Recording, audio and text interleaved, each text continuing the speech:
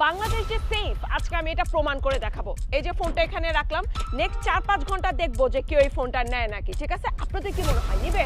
I সবাই সরে এখান থেকে, দেখি কি হয়। सुबह 9 बजे, सुबह 11 बजे, दोपहर 12:30 बजे, दोपहर 3:30 बजे।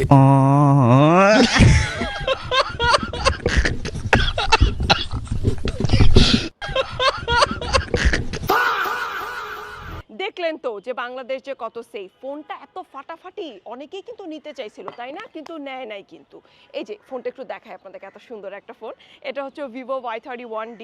ফোনটার ডিজাইনটা দেখেন, একদম মডার্ন ইউথ ফ্রেন্ডলি একটা ডিজাইন, আর কালারটা দেখেন একদম স্টাইলিশ ফেস্টিভ রেড ফিনিশ, মানে একটা এস্থেটিক ভাইব দেয়।